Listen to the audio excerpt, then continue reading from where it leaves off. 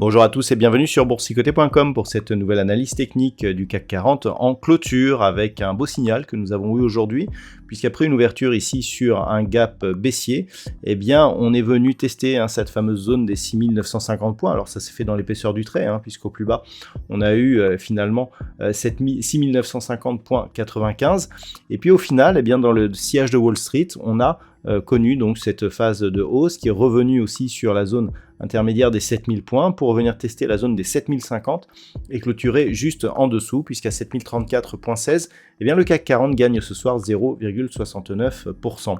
Donc il s'agit d'un beau signal, je vais y revenir. Et par rapport, je dirais, à la configuration, eh bien, ça valide le fait que nous étions ici sur une impulsion haussière, suivie d'une phase de consolidation. 6950 était la zone à ne pas casser pour justement ne pas affaiblir cette dynamique. Eh bien, on reprend ici et donc on espère un retour ici sur la zone des 7090 points. Au niveau des indicateurs techniques, ça reste positif. Les histogrammes du MACD qui se retournaient à la baisse sont en train de repartir ici à la hausse. Et puis au niveau du RSI, on reste plutôt neutre, mais plutôt dans la partie supérieure positive. Au niveau des volumes, c'est un peu décevant. Je vais y revenir parce que nous avons un beau signal technique. Les volumes sont inférieurs à la moyenne, mais dans une légère progression haussière. Alors, au niveau du marché, nous avons quelques belles hausses, avec notamment L'Oréal qui gagne 2,47%. Derrière, on a un tir groupé entre Téléperformance, Sanofi et Hermès qui sont sur des gains proches de 2%. Et puis nous avons Safran et Michelin qui sont sur des gains proches de 1,4%. Au niveau des plus fortes baisses, on retrouve Veolia Environnement et Legrand SA, respectivement 1,35 et moins 1,32% donc de baisse.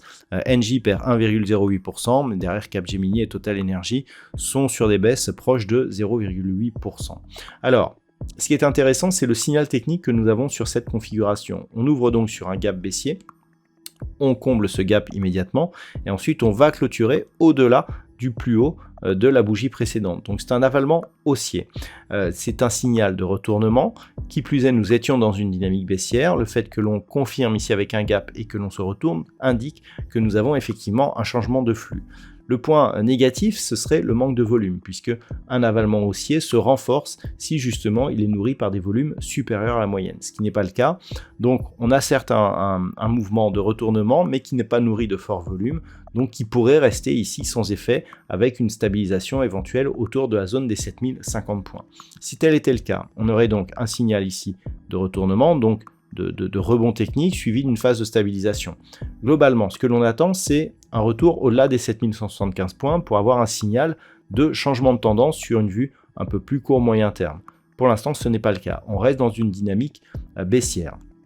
Tant que l'on reste au-dessus des 6950, on peut penser que ce mouvement peut impulser ici un mouvement de retournement, mais qui n'est pas encore confirmé. Par contre, sous 6950 points, là clairement on aurait une possibilité de poursuite du mouvement global, qui reste un mouvement baissier, puisque nous avons toujours ici cette succession de points hauts qui est baissière, et si on se rapproche ici de cette zone des 6800 points, qui est une zone de cassure, eh bien on pourrait valider par cassure ici de ces points bas significatifs, la poursuite de ce mouvement baissier.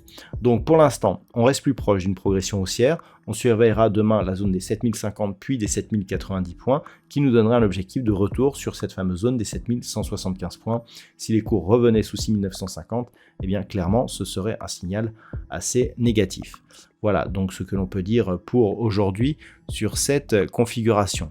Au niveau des statistiques, eh bien, le manque de volume nous indique qu'on reste sur un mouvement qui est fragile, à savoir que on est sur une probabilité plutôt baissière. Alors c'est relativement neutre pour demain, mais plutôt baissière pour les jours suivants. Voilà ce que l'on peut dire pour ce soir. Je vous souhaite de passer donc une bonne soirée. On se retrouve dès demain pour d'autres analyses techniques, toujours sur le site boursicoté.com.